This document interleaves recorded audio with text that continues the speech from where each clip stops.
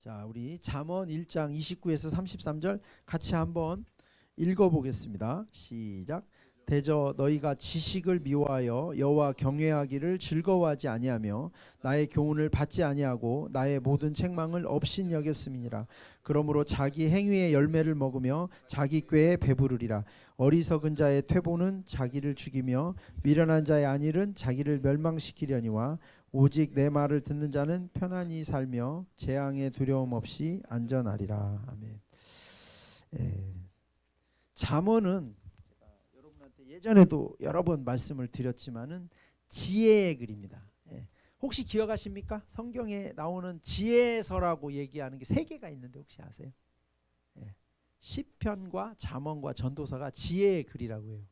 여러분이 잘 알고 있는 탈무드 있죠. 탈무드가 바로 잠언에 대한 해설집이에요. 그러니까 우리가 여러분이 잘 아는 명심보감 이런 거 있잖아요. 우리 동양권에서 뭐 그런 것들이 바로 이 잠언에 해당이 됩니다. 그러니까 예수 안 믿는 사람도 이거 보면은 진짜 얻을 게 많아요.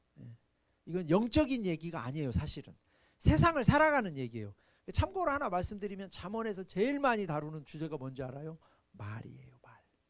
말이 그렇게 중요해요. 인생을 살면서 말 하나로 사람을 얻기도 하고 말 하나로 막 자기가 가진 모든 것을 잃어버릴 수도 있어요. 목숨이 날아갈 수도 있어요. 말이라는 게 그렇게 중요한 거예요.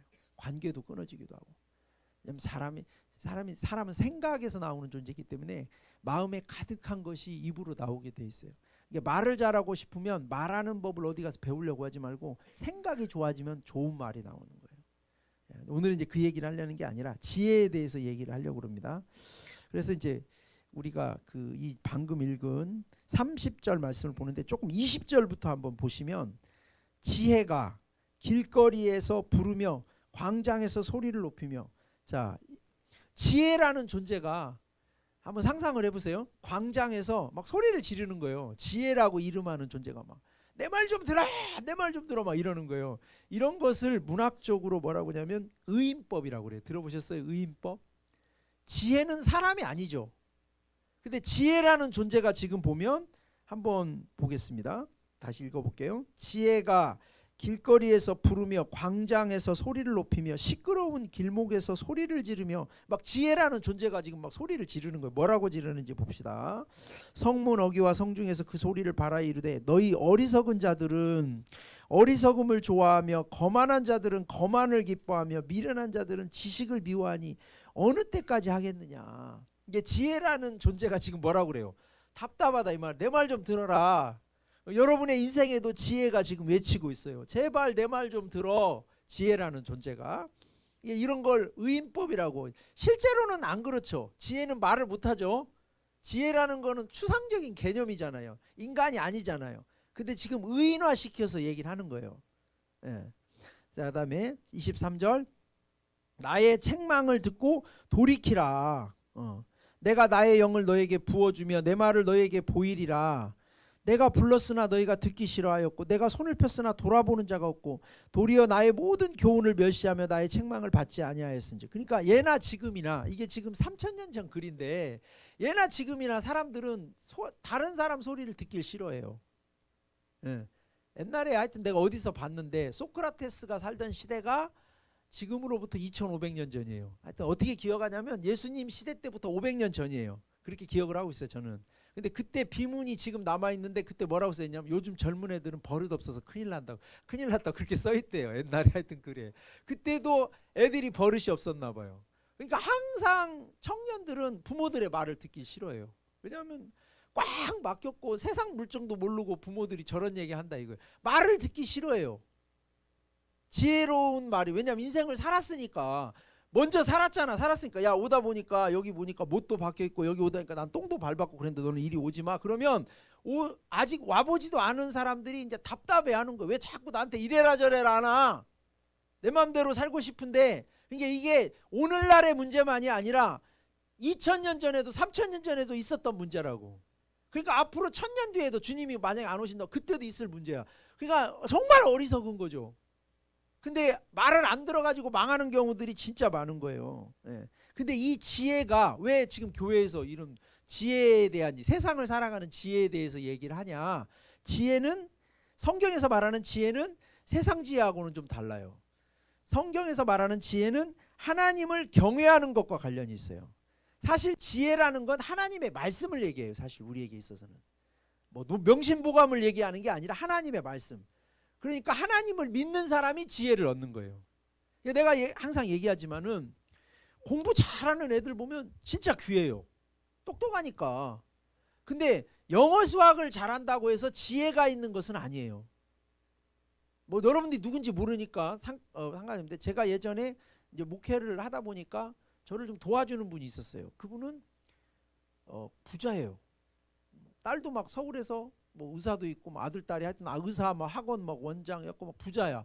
저 양복도 해주고 그래요. 남편이 한의사예요. 근데 남편이 거의 70이 가까운데 그렇게 많이 맞고 살아요. 남편이 그렇게 학대를 해요. 그러니까 이 사람이 한의사고 엘리트 아니겠습니까? 근데 그렇게 학대를 받고 너무 힘들고. 그러니까 그런 지식하고 사람의 인격하고 관련이 없어요. 예. 뭐 못 배운 사람들만 그러는 게 아니에요. 가정이 불화하고 따로 살고 막. 그러니까 자식들도 상처받고. 엘리트 집안인데 소위 말하는. 그러니까 영어 수학 문제가 아니에요. 그것은 지금 영어 수학의 문제가 아니라 어리석음의 문제예요.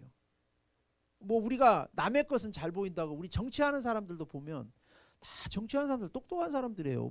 뭐 미국 유학파 하버드대 나와서. 근데 우리가 보면 어리석어요. 왜 저런 행동을 하지? 뻔히 보이거든요. 왜 저런 어리석은 행동을 하지? 그거는 지식의 문제가 아니고 지혜의 문제예요. 지혜의 문제. 여러분들도 지금 인생을 살면서 막 헛발질하는 사람들, 내가 너무 안타까워요. 남의 것은 잘 보이는 데다가, 내가 지혜 있다는 얘기가 아니라 원래 남의 게 잘 보여요. 거기다가 나는 목사니까 여러분들을 보면 정말 어리석은 분들이 있어요. 죄송한 얘기인데 죄송합니다. 어리석다고 해서. 근데 누군지 모르니까 여러분들이 알아서, 내가 혹시 어리석다는 생각이 들어요. 왜 저렇게 어리석은 쪽으로 갈까? 그러니까 이 말을 보면은 너무나 공감이 되는 거죠. 자, 한번 보겠습니다. 어리석음이라고 하는 게 뭐냐? 하나님의 말씀을 듣지 않는 게 어리석은 건데. 그러니까 이제 이 잠언 같은 경우도 한번 보겠습니다. 4절 보세요. 1장 4절. 예. 1장 4절에 보면 어리석은 자를 슬기롭게 하며 젊은 자에게 지식과 근신함을 주기 위해서 이 글을 쓴다고 그랬죠. 자, 7절도 한번 보겠습니다. 7절 같이 읽겠습니다. 시작. 여호와를 경외하는 것이 지식의 근본이거늘 미련한 자는 지혜와 훈계를 멸시하니. 알았어, 이제 그만 좀 얘기해. 잔소리 좀 그만해. 막 그러잖아 애들이. 그게 엄청 어리석은 거다 이거요. 선생님 말 안 듣고 부모님 말 안 듣고. 요새는 그런 게 멋있어 보이는 시대죠. 요새 그 젊은 세대가 막 시키는 대로 하고 이런 것은 아주 어리석고, 어떤 규칙이 있고 뭐 이런 것들은 되게 어리석고 막 자유분방하게 사는 게 멋있는 것처럼 돼 있는데, 그거는 정말로 잘못된 겁니다, 여러분. 내가 그것이 정말 문제가 있다고 하는 거예요. 그래서 어리석음이라는 건 뭐냐면 분명히 망할 길인데 그곳으로 가면 살 것 같고, 또 살 길인데 그곳으로는 안 가고 싶고, 이게 어리석은 거예요. 원래 안 좋은 쪽으로는 더럽고 위험한 곳으로는 안 가고 싶어야 하잖아요. 생각해 보세요. 이쪽에 똥무더기가 있어요. 그러면 정상적인 사람이 이리 가고 싶겠습니까? 이쪽에 꽃밭이 있고 이쪽에 똥무더기가 있으면 정상적인 사람은 악취가 나고 더러우니까 보지도 않고 이리로 갈 텐데, 막 사람들이 한 명도 아니고 무더기로 똥밭으로 가는 거예요. 막 웃으면서. 여러분 그런 광경을 한번 상상해 보세요. 지금 세상이 그렇다니까요. 왜 그러냐? 냄새를 못 맡아요. 그리고 보지를 못해요.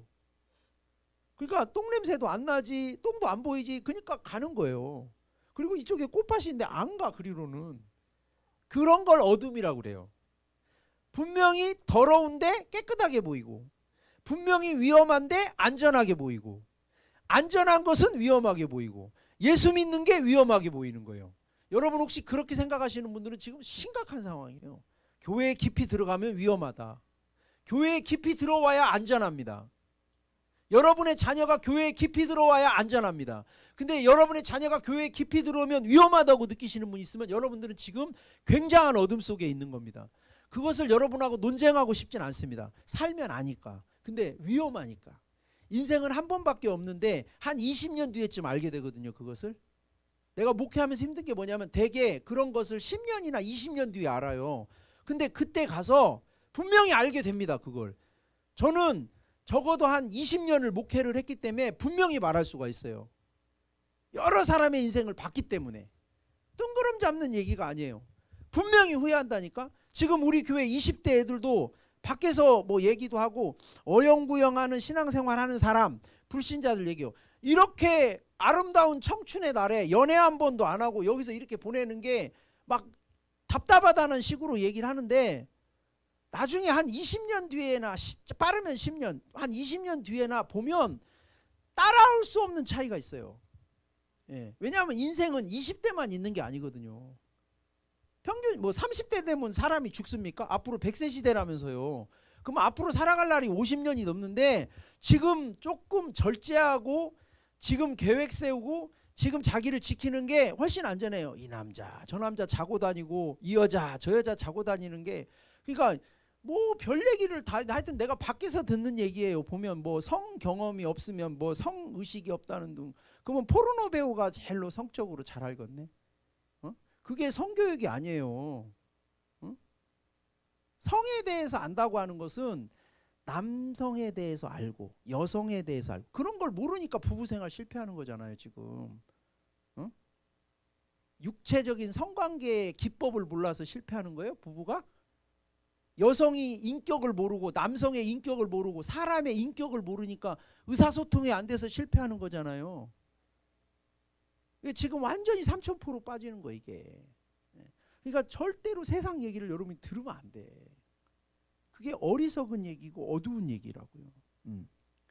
그래서 이게 이제 이때도 어느 때까지 하겠냐. 이게 앞으로 돌아올 기미가 안 보이는 거예요. 지금도 어리석은데 절망스러운 게 뭐냐면 하는 행동을 보니까 10년 뒤에 가도 안 바뀔 것 같으니까 너무 지혜가, 도대체 언제까지 그럴 거냐. 너 그러다 망한다.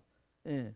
자 24절 25절에 보면, 내가 불렀으나 너희가 듣기 싫어하였고 내가 손을 폈으나 돌아보는 자가 없고 도리어 나의 모든 교훈을 멸시하며 나의 책망을 아무리 불러도 손을 펴도 받지를 않는 거예요. 이미 마음이 돌아서 버렸어요. 나 저런 꼰대 같은 소리는 안 들어. 내 인생이 내 건데 왜 이래라 저래라 하는 거야. 내가 하고 싶은 대로 살아야지. 맞죠? 그 말이 뭐 틀린 말입니까? 내가 자유로. 근데 그게 자유가 아니라니까. 인생에는 많은 위험이 존재합니다. 자유로우려면 위험이 없어야 돼요. 그러니까 우리를 대적하는 존재가 없으면 자유로울 수 있어요. 그 말이 맞아요.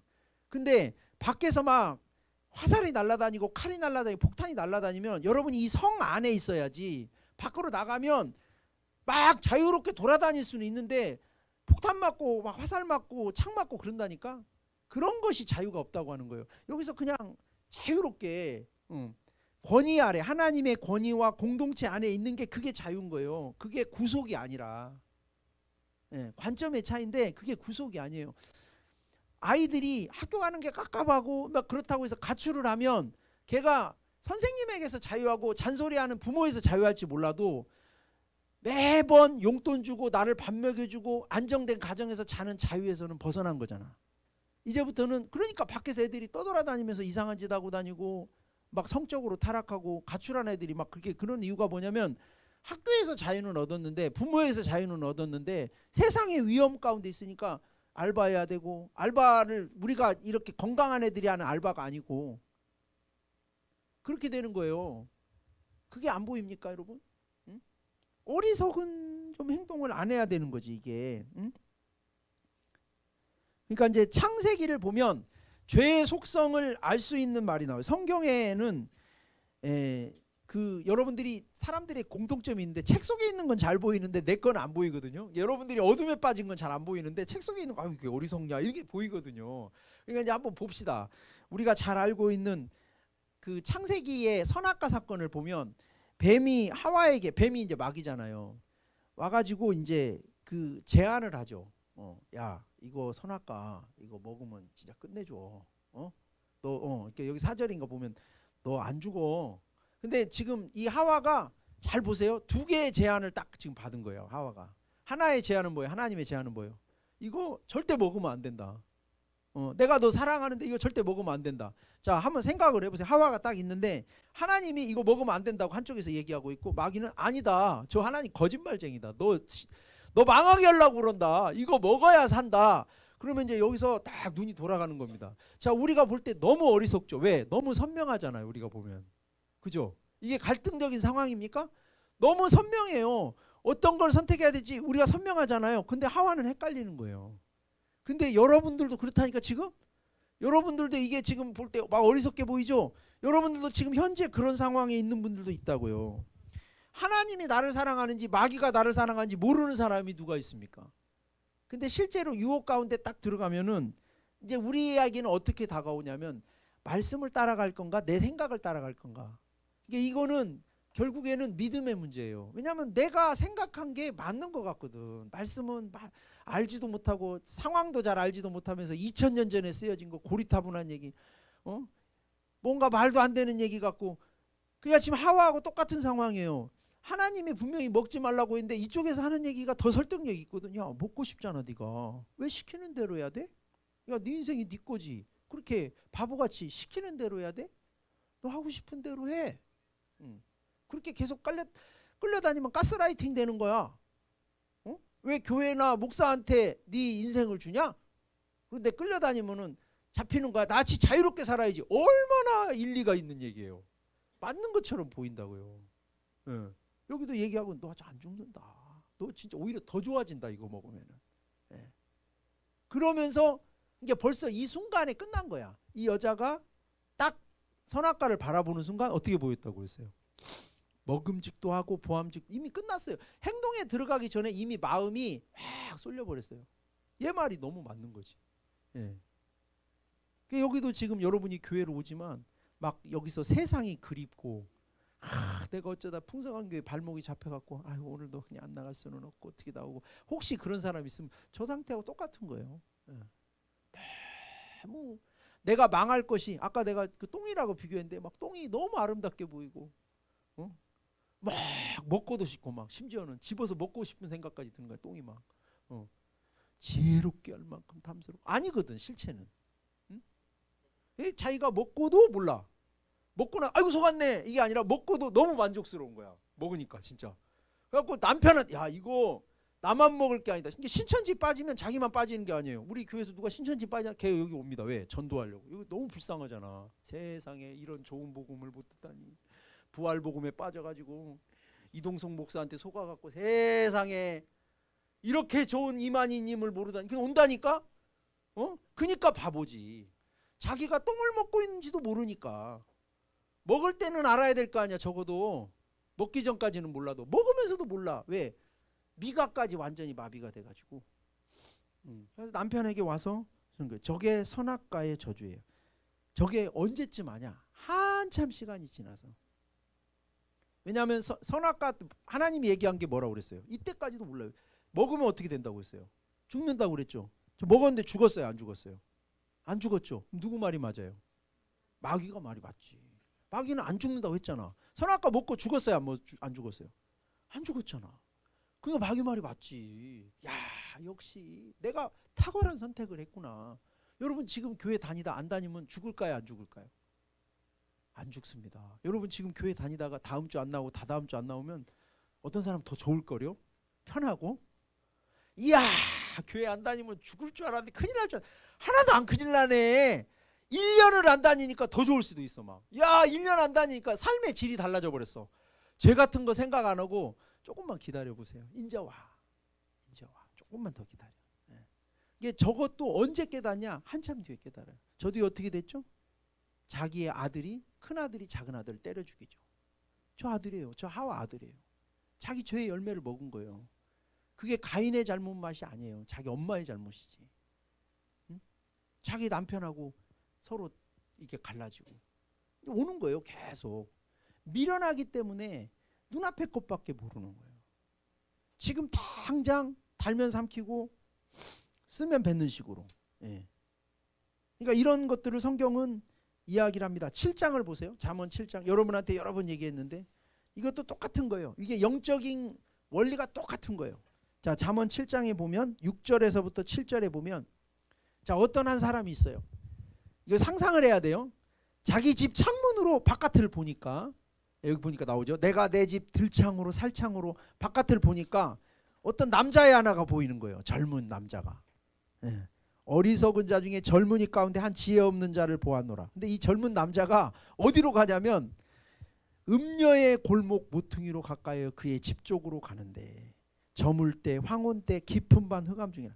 캄캄한 밤에 어슬렁어슬렁 얘가 음란해가지고 외롭고 힘드니까 뭔가 자기를 만족시켜 줄 걸 막 찾아가는. 벌써 여기서 위에서 보니까 벌써 위험하게 보여. 근데 이 사람은 그걸 못 보죠. 저게 죄를 향해서 가고 있는 인간의 모습인 거예요. 예.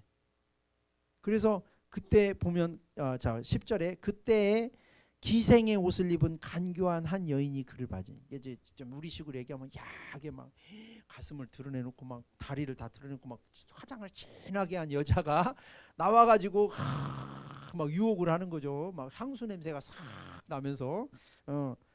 자 11절에 이 여인은 떠들며 완악하며 그의 발이 집에 머물지 않으며 어떤 때에는 거리, 어떤 때에는 광장, 또 모퉁이마다 서서 사람을 기다리는 자라. 그러니까 이 여자는 사람의 사냥꾼이에요. 자, 의인법입니다. 이 여자가 지금 아주 유혹적인, 아주 미스코리아 같이 생긴 여자인데, 이 여자가 뭐라고요? 사람을 기다리고 있다. 이 남자만 기다린 게 아니라 여러 사람을 이렇게 잡아먹었어요.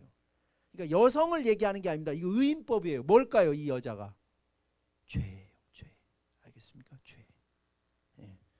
그래서 그 여인이 그를 붙잡고 그에게 밑맞추며 부끄러움을 모르는 얼굴로 그에게 말하되, 내가 화목제를 드려 성원한 것을 오늘 갚았노라. 나 오늘 제사 드렸는데 재물 많이 남았어. 먹을 거 많아. 그 다음에 15절 이러므로 내가 너를 맞으려고 나와 네 얼굴을 찾다가 너를 만났도다. 내가 기다렸어. 너를 어서 와. 그러니까 양 얼마나 좋겠어. 얘도 지금 음란한 애인데, 이 남자애가 얼마나 막 지금 그렇지 않아도 막 그런 걸 찾아 헤매고 있는데 와서 유혹을 해주네. 울고 싶은데 뺨을 때려주네. 얼마나 좋아. 얼씨구나 하고 가는 거죠. 이게 이제 여인이 얘기하는 거예요. 16절 좀 야한 얘기입니다. 내 침상에는 요와 애굽의 문이 있는 이불을 폈고 모략과 침향과 계피를, 침대 다 준비해놨고 향수 뿌려놨어. 들어가자. 이렇게 하는 거예요. 막 오라. 18절 우리가 아침까지 흡족하게 서로 사랑하며 사랑함으로 희락하자. 이건 사랑이 아닙니다. 참고로 얘기하지만 이거는 파멸입니다.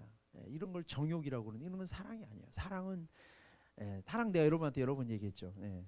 자, 그러면서 뭐라고 그래요? 19절에 우리 남편은, 남편 있는 여자예요. 집을 멀리 떠났다. 남편 돌아오려면 멀었다.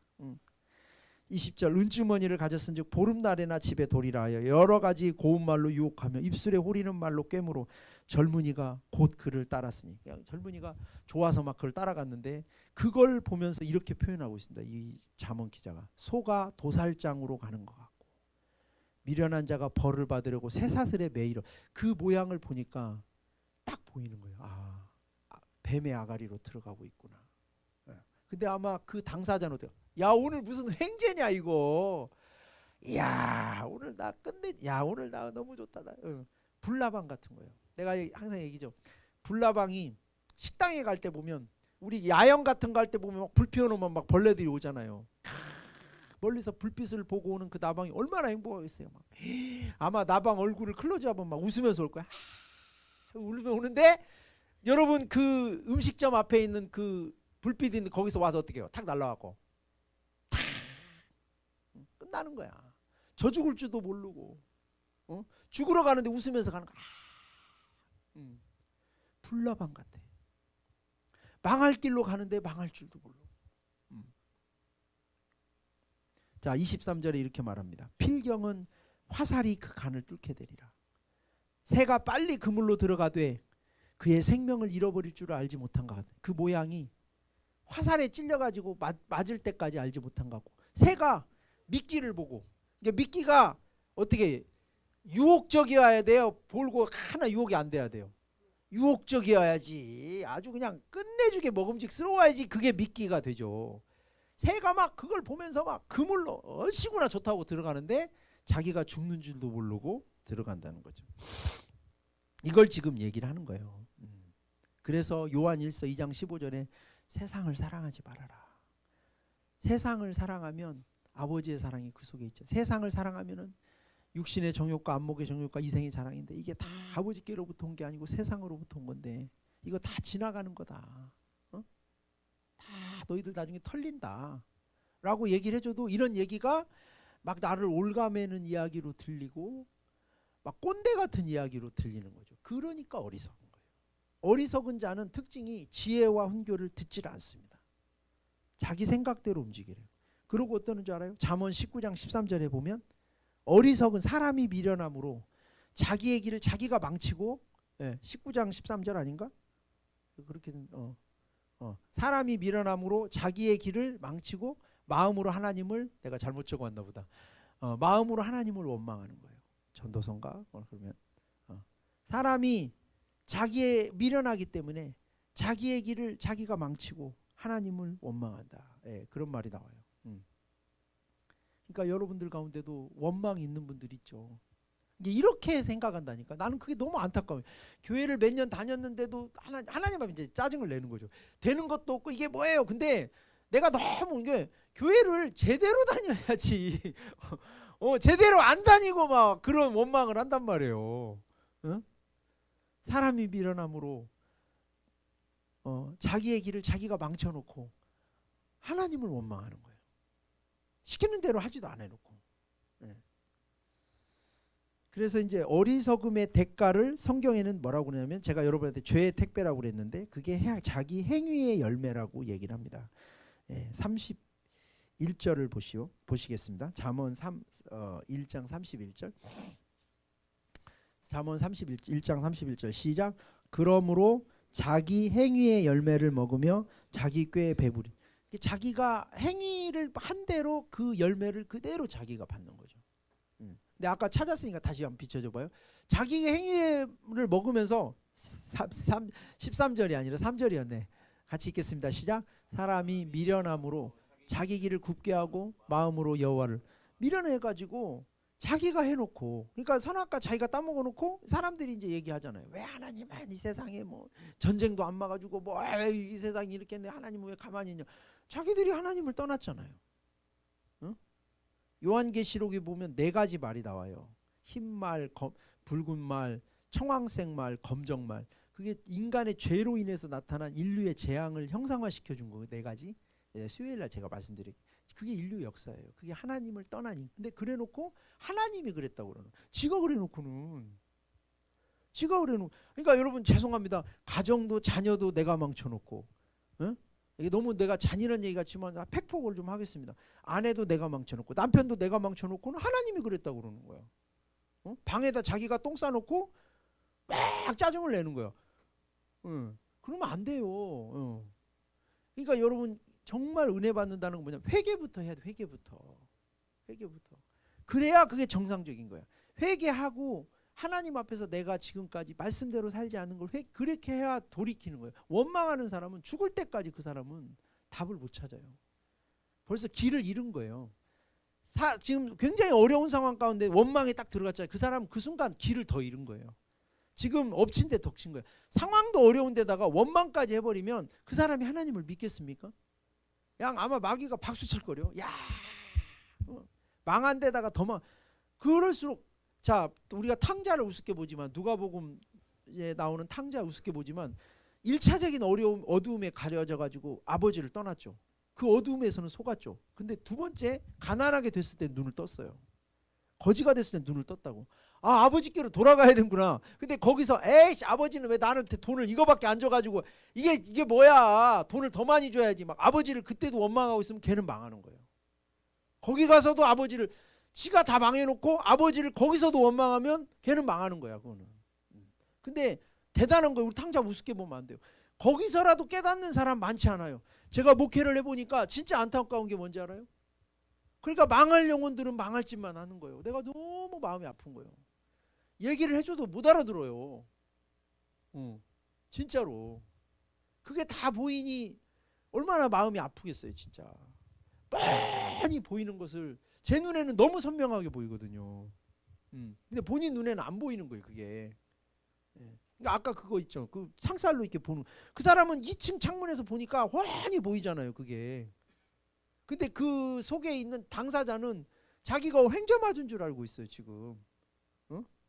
악재를 만났는데 횡재를 맞은 줄 알고 있는 거예요. 그게 어둠이에요. 그래서 그 내가 죄의 택배라고 얘기하는 자기 행위의 열매가 올 때 그거를 성경은 뭐라고 얘기하냐면 잠언 1장 27에서 28절을 보시면 이렇게 돼 있어요. 너희의 두려움이 광풍같이 임하겠고 너희의 재앙이 폭풍같이 이르겠고. 여러분 이게 무서운 말이에요. 성경은 과장하지 않아요. 여기 보면 두려움이 어디 뭐같이 온다고요? 광풍. 그 다음에 재앙이 어떻게 온다고요?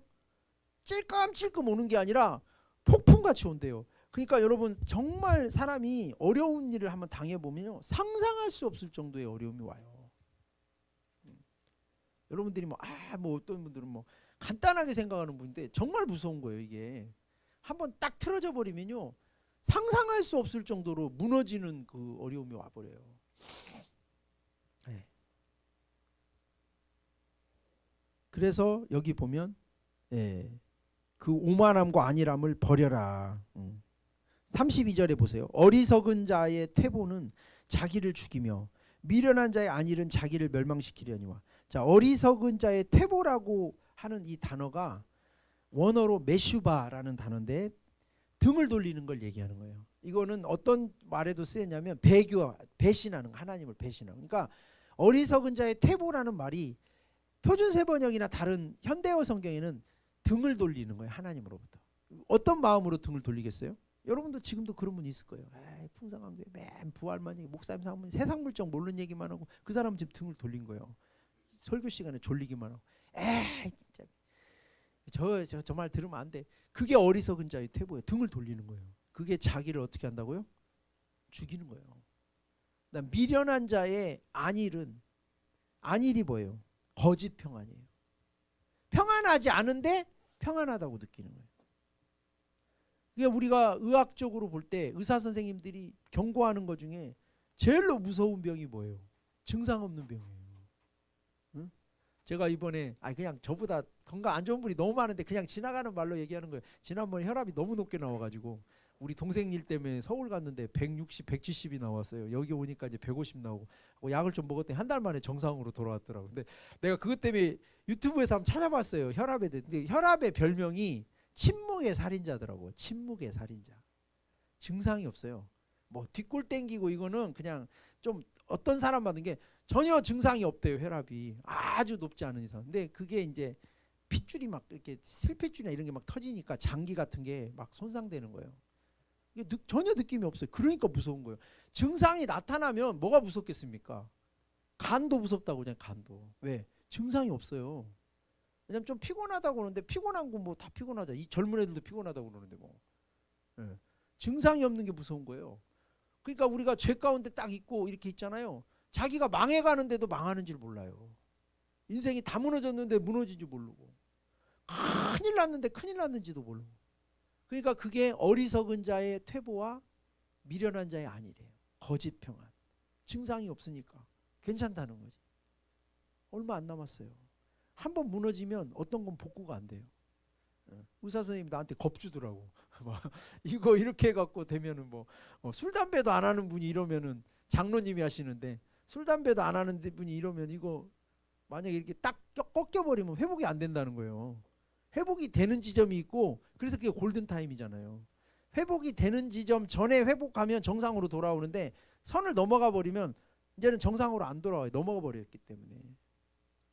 인생에도 그런 라인이 있어요. 보이지 않는 라인이. 여러분이 그걸 만만하게 생각하면 안 돼. 내가 오늘 세상 살아가는 얘기 하잖아요. 세상 살아가는 거하고 신앙하고 정말 관련이 깊습니다. 그래서 성경이 우리에게 이야기하는 건 3장을 보겠습니다. 잠언 3장 6절에서 7절에 보면 같이 한번 읽어봅시다. 5절부터 7절까지 뜻을 생각하면서 시작. 너는 마음을 다하여 여호와를 신뢰하고 내 명철을 의지하지 말라. 너는 범사에 그를 인정하라. 그리하면 내 길을 지도하시리라. 스스로 지혜롭게 여기지 말지어다. 여호와를 경외하며 악을 떠날지. 이게 스스로 왜 불순종하냐? 하나님 말씀에 왜 불순종할까요? 내 생각이 말씀보다 더 옳다고 느끼니까 그러는 거예요. 그러니까 섞어서 순종하고 말하면 접어듣고 어? 우리도 어떤 사람 말 안 믿으면 그렇잖아요. 접어듣잖아. 웃으면서. 뭐 어쩌고 저쩌고 얘기 웃으면서. 알았어요. 근데 속으로 접어들. 저거 뭐 헛소리네. 예. 우리가 하나님 말씀을 대할 때 내가 더 하나님보다 지혜롭게 여기는 게 불순종이에요. 그 말씀이 내가 볼 때 깝깝하게 보이는 거거든. 그러니까 이걸 충고하는 거예요. 어? 너는 5절 마음을 다하여 여호와를 신뢰하고 내 명철을 의지하지 말아라. 예. 하나님의 말씀을 신뢰할 수 있겠습니까? 그렇지 않으면 여러분이 이제 사냥당하는 거예요. 왜냐하면 어리석으니까. 그러니까 이제 예레미야 5장 26절에 보면 제가 여기 사냥꾼이 나와요. 사냥꾼. 예. 예레미야 5장 26절입니다. 내 백성 가운데 악인이 있어서 새 사냥꾼이 매복감같이 지키며 덫을 놓아 사람을 잡으며. 자, 이 사냥꾼이 여기 잘 보세요. 이 사냥꾼이 무슨 사냥꾼이에요? 26절에 한번 봐세요. 무슨 나와요 여기에 지금 무슨 사냥꾼이에요? 아니에요. 사람 사냥꾼이에요. 새를 잡는 것처럼 사람을 잡는다고 했잖아요. 새 사냥꾼이 아니에요. 새를 잡는 것처럼 사람을 잡는 사람 사냥꾼이라고. 자, 우리가 낚시 좋아하시는 분들 고기는 뭘로 잡아요? 떡밥으로 잡죠. 떡밥이 뭐 된장이나 뭐 지렁이나 이런 거. 사람은 뭘 좋아하나요? 사람은? 그래서 사람에게 걸려가지고 털리는 거예요. 사람 사냥꾼. 그래서 제가 이렇게 이제 목회하면서 내 경험담으로 시간이 없으니까 짧게 얘기하면 이익. 내가 말하는 가장 원초적인 사람한테는 이익. 뭐 돈 갖고 사기치기도 이거 하면 사업하면 성공한다 그런 게 걸리기도 하고 욕심이 있으니까 걸리는 거죠. 그 다음에 정욕. 야 이런 거 하면 뭐 그래가지고 지금 20대들이 지금 다 넘어가는 게 그런 거예요. 성적인 자유 있잖아요. 그게 이익이잖아요. 야 너 즐겁게 살아. 쾌락을 추구하고 살아. 그런 말 듣지 마. 그게 사람 사냥. 그렇게 사람을 사냥하는 거예요. 마귀가. 두 번째는 사랑으로 사람을 사냥하는 경우가 있어요. 사람. 이게 내가 진짜 보면서 안타까운 게 뭐냐면 착한 사람이 배신을 많이 당해. 너무 불쌍해. 외로우니까 사람한테 그렇게 마음을 주는 거야. 외로우니까. 그러니까 내가 지난번에도 엠번방 나 이런 거 잘 몰라요. 모르는데 그런 종류가 요새 많대. 나 너무 마음이 아픈 거야. 막 가슴이 찢어지게 아파 진짜. 너무나 10대 이런 애들 있잖아요. 이런 애들이 막 외롭고 힘들고 막 그러는데 이제 걔네들한테 접근을 하는 거예요. 컴퓨터에서. 갖고 막 사랑한다고 그러고 좋아한다고 그러고 이렇게 해가지고 나중에는 야 너 몸 좀 보여줘라. 예. 갖고 뭐 애들도 이제 어리니까 안 하려고 할 거 아니에요. 근데 막 꼬시는 거야. 사랑하면 몸도 보여주고 해야 돼. 그래가지고 이제 뭐 하나 딱 걸리면 그 다음에 그거 야 너 이거 니네 엄마한테 사진 보낸다. 아주 착한 애들. 뭐 까진 애들도 아니고. 걔네들이 단지 뭘 원했냐? 사랑하는 오빠. 이게 인터넷에서 만났는데 이게 사랑한다고 해주고 잘해주고 그러니까 너무 마음을 다 줘버린 거야. 나중에 사기꾼인데. 그게 사람 사냥꾼이에요. 뭘로 사냥한다고요? 사랑으로. 근데 그게 사랑이 아니라니까. 세상에서 외로운 사람들 보면은 사람 중독. 우리 자매들 특히 자매들이 사랑 내가 하여튼 나중에 성교육도 해야 되는데 예, 여러분의 사랑을 준다고 해놓고 여러분의 육체를 탐하는 남자들을 조심하세요. 사람 사냥꾼이에요. 그게. 상처받아요. 그런 사랑을 할수록 상처받는 거예요. 위험해. 남자도 또 여자한테 사람 사냥꾼한테 당할 수가 있어요. 그걸 사람 중독이라고 그래요. 외로운 사람들이 사람 중독에 빠져요. 근데 그 사람이 자기를 채워주는 게 아니에요. 바닷물은 마실수록 어떻게 되죠? 갈증 나잖아요. 마시면 마실수록 더 갈증 나잖아요. 미쳐버리는 거예요 이게. 조금 외롭고 힘들더라도 예수를 믿어요. 예수를 믿고 이 안에서 믿음의 사람들, 믿을 만한 사람들을 만나야 돼. 그래야 이게 내 백성 가운데 악인이 있으니 새 사냥꾼처럼 사람을 잡는 거예요. 예. 그 다음에 종교의 이름으로 사냥하는 경우가 있어요. 저 신천지라든지 여기 우리 하여튼 종교의 이름 거기 보면은 여기 이제 예레미야 5장 31절에 보면 당시에 아주 종교의 이름으로 사람을 사냥하는 거짓 종교 지도자들이 있어요. 예. 여기 보면 선지자들은 거짓을 예언하며 제사장들은 자기 권력으로 다스리며 내 백성은 그걸 좋아하는 거예요. 어?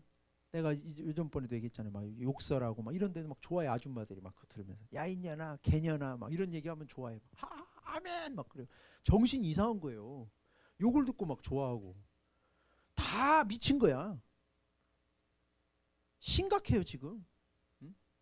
얼마나 강단에 말씀이 없으면 그런 장돌배기들이나 쓰는 그런 육두문자를 강단에서 목사가 쓰고 있고 그걸 갖고 아멘을 하고, 선지자들은 거짓을 예언하며 제사장들은 자기 권력으로 다스리며 내 백성은 그것을 좋게 여기니 너희들 어쩌려고 그러냐. 이 3000년 전에 지금도 그래요. 자기 걸 다 뜯겨가는데도 뜯기는지도 모르고. 그래서 시편 124편 7절에 보니까 우리의 영혼이 사냥꾼의 올무에서 벗어난 새같이 되었나니 올무가 끊어짐으로 우리가 벗어났도다. 여러분들이 예수를 주인으로 믿어야만이 여러분들을 유혹하는 이런 여러 가지 올무에서 끊어지는 거예요. 내 영혼이 사냥꾼의 올무에서 벗어난 새같이 되었나니. 예. 여러분들의 인생에 수많은 올무와 덫을 조심하십시오. 예. 찾으려면 124편 7절 같이 읽어봅시다. 시작. 우리의 영혼이 사냥꾼의 올무에서 벗어난 새같이 되었나니 올무가 끊어짐으로 우리가. 그러니까 목사님이 자유롭다고 내가 했잖아. 왜? 나의 영혼은 사냥꾼의 올무에서 벗어났으니까. 여러분도 지금 이 순간에 누군가에게 다 걸리면 한순간이야. 이렇게 착한 애들, 이쁜 애들, 이런 애들이, 하경이 같은 애, 이런 애들이, 우리 하경이 정신이 제대로 바뀌어서 그런 거 안 넘어가죠. 저렇게 이제 박혀버리면 게임 끝난 거죠. 뭐 유혹해도 안 넘어가, 오만 걸 다 해도 안 넘어가죠. 근데 만약에 저렇게 예쁘고 이렇게 순수하고 이런 애들이 사냥꾼의 올무에 딱 걸려버리면 가는 그 다음부터는 답이 없어요. 왜냐하면 그건 부모한테도 말도 못해요. 혼날 것 같아서. 그걸 그 협박이에요. 네 부모한테 말한다. 그래갖고는 완전히 남자건 여자건. 그러니까 사람이 지혜로운 것 같아도 미련하다니까. 뭘 지혜로운 척에 지혜롭지도 않으면서 하나도 뭐 똥인지 된장인지도 모르면서. 내가 미련한지라도 알면 그게 지혜로운 거예요. 그게. 그래서 내가 주인 되면 망하는 거예요. 로마서 요한복음 10장 10절에 보니까 도둑이 오는 것은 도둑질하고 죽이고 멸망시킨다고 그랬어요. 예수님은 우리를 풍성하게 하고 준다고 그랬어요. 로마서 10장 9절에 예수를 주인으로 믿어야 구원받는다고 그랬어요. 이분이 부활하셨다고 그랬어요. 사람들은 자유를 갈망해요. 매이기 싫어해요. 주체적인 삶이라는 건, 자유한 삶이라는 건 하나님의 권위 아래 있을 때에만 가능한 겁니다. 마귀는 이렇게 속입니다. 자유라는 건 네 맘대로 사는 게 자유다. 어떤 것에도 매이지 않고 하나님 말씀 같은 거 순종하고 그러면 네가 매인다. 아니요. 마귀가 하와에게 자유가 뭐냐고 묻는 거나 똑같아요. 야, 자유란 건 말이야. 이 선악과를 보고 네가 먹고 싶으면 먹는 게 자유야. 시키는 대로 하는 건 자유가 아니야. 그렇지 않아요. 시키는 대로 하는 게 자유예요. 시키는 대로 해야 위험에서 자유하고, 여러분을 올무에서, 사냥꾼의 올무에서 자유하고, 여러분을 죽이는 것에서 자유한 거예요. 시키는 대로 해야 돼요. 그게 자유예요. 역설이죠. 시키는 대로 하는 게 뭐가 자유입니까? 내 맘대로 하는 게 자유죠. 시키는 대로 해야 자유예요. 하나님이 시키는 대로. 다른 것이 시키는 대로 하면 그건 자유한 게 아니에요. 성경은 말합니다. 진정한 자유는 하나님의 보호 아래 있을 때만 자유하다고 말합니다. 그래서 잠언 14장 12절에 어떤 길은 사람이 보기에는 바르나 필경은 사망의 길이니라. 내 눈에는 분명히 살 길처럼 보이, 그건 망할 길이다. 전도서 12장 1에서 2절까지를 보니까 너는 청년의 때에 너의 창조주를 기억하라. 곧 곤고한 날이 이르기 전에, 나는 아무 낙이 없다고 할 해들이 가깝기 전에, 해와 빛과 달과 별들이 어둡기 전에, 빛 위에 구름이 다시 일어나기 전에, 다 잃어버리고 다 털리고 늙기 전에. 인생의 비극이 뭔지 알아요? 내가 알아요. 제가 목회하면서 제일 큰 고통이 뭔지 알아요? 나를 못 믿는 거예요. 내가 하나님은 아니에요. 근데 내가 나쁜 사람이 아니라는 건 정도는 믿어줘야 되는데 실컷 상담하고 뒤에 가서 자기 맘대로 해요. 나는 그럴 때는 무력감을 느껴요. 상담은 뭐하러 받았나? 실컷 얘기하고 뒤에 가서는 자기 생각대로 움직인다고. 근데 무력감을 느껴. 목회자로서 왜? 내 말을 안 들으니까 목회를 할 수가 없어요. 시키는 대로 안 하니까. 인도를 하려면 시키는 대로 해줘야 되는데 안 하니까. 그지만 이제 포기하면 안 되죠. 그게 싸움인데. 근데 이제 이런 생각이 있겠죠. 마음속에는. 목사님, 알겠어요. 무슨 말인지 잘 알겠는데 저는 아직 안 믿어지니까 제가 좀 살아보고 알아보고 그 다음 순종할게요. 이 말인 것 같아요. 근데 인생은 그럴 수가 없어요. 왜? 한 번 살면 다시 안 돌아오니까. 20대의 젊은이가 목사님 저는 기찬이나 하경이처럼 살긴 싫어요. 20대는 한 번밖에 없고 제가 살았는데 잘못 살면 어떡해요? 그 제 목사님 변상할 수 있어요. 제가 좀 살아보고 놀아보고 그 다음에 돌아와서 말할게요. 근데 죄송하지만 20대를 다 살고 나면 다시 20대가 안 와요. 목사님 이제 알았어요. 20대를 살아보니까 그렇게 사는 게 맞았어요. 근데 어쩌라고 이제 30살 됐는데 20대는 지났잖아. 목사님 교회에서 시키는 대로 결혼하면 고리타분한 줄 알았더니 세상에서 내가 세상 방식으로 해보니까 실패받네요. 다시 할게요. 어떻게 다시? 뭐 재혼은 할 수 있지. 처음부터 하는 거 어떻게 다시? 자식을 키워봤는데 잘못 키웠네요. 어쩌라고 이제? 제가 얘기하는데 언제라도 수습할 수 있어요. 언제라도 진실하게 하나님 앞에 돌아오면 그때라부터 할 수는 있지.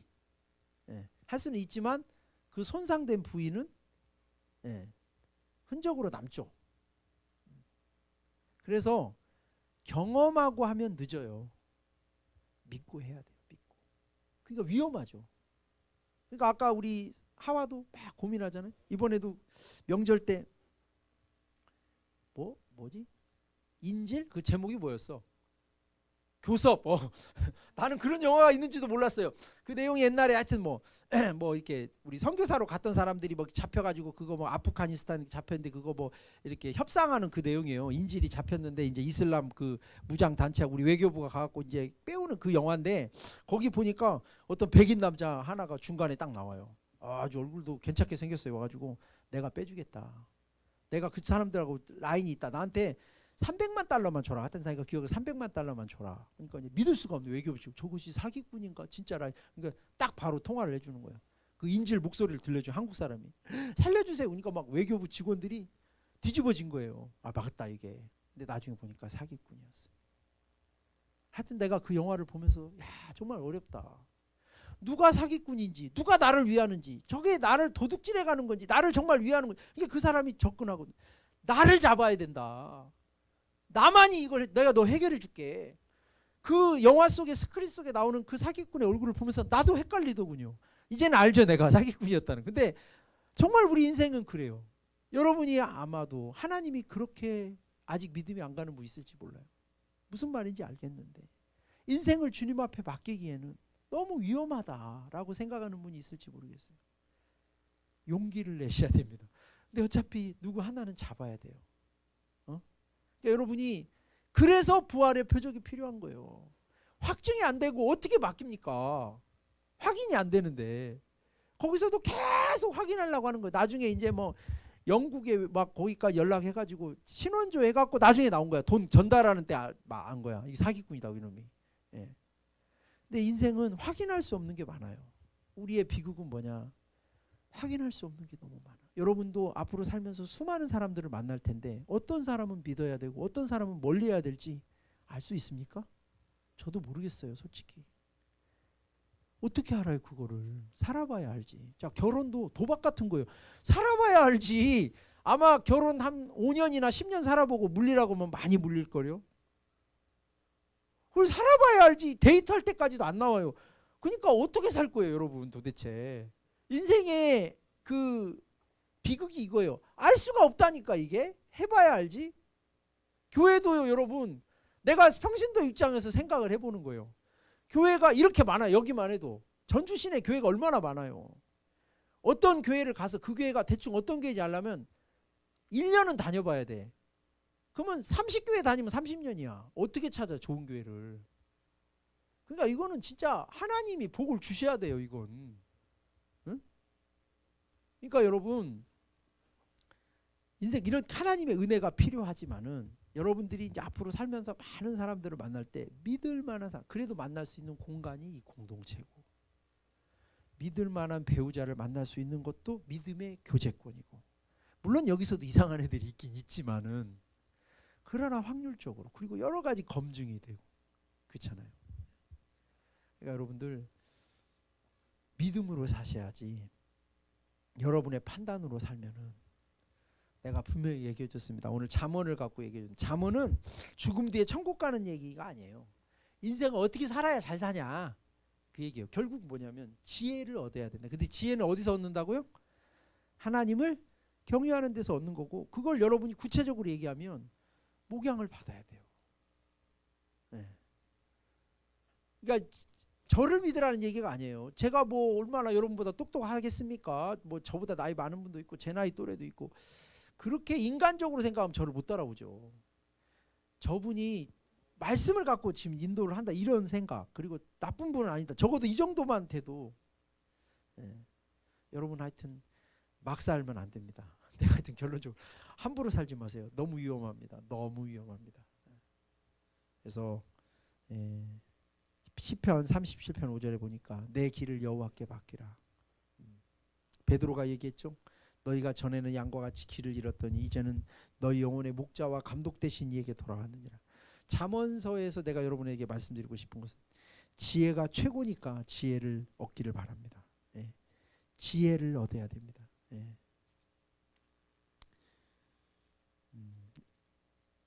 2장 잠언 2장 1절에서부터 8절까지만 읽고 기도하겠습니다. 자, 마지막으로 이게 뭐 결론이 되겠네요. 내 아들아, 네가 만일 나의 말을 받으며 나의 계명을 내게 간직하며 내 귀를 지혜에 기울이며 내 마음을 명철에 두며 지식을 불러 구하며 명철을 얻으려고 소리를 높이며 은을 구하는 것 같이 그것을 구하며 감추인 보배를 찾는 것 같이 그것을 찾으면 여호와 경외하기를 깨달으며 하나님을 알게 되리니 대저 여호와는 지혜를 주시며 지식과 명철을 그 입에 내심이며 그는 정직한 자를 위하여 완전한 지혜를 예비하시며 행실이 온전한 자에게 방패가 되시나니 대저 그는 정의의 길을 보호하시며 그의 성도들의 길을 보전하려 하심이니라. 기도하겠습니다. 명철과 내 생각이 아니라 하나님의 말씀을 의지하고 하나님을 전적으로 신뢰하며 여호와를 경외하는 것이 지식의 근본이라고 그랬습니다. 우리 모두가 지혜를 얻게 하셔서 지혜로운 인생을 살게 하시고 한 번밖에 없는 인생 실패하지 않도록, 아버지 하나님 굽은 길로 가지 않도록 우리 성도들의 가정과 인생을 보호하시고 주님의 목양과 주님의 인도 가운데 거하게 하옵소서.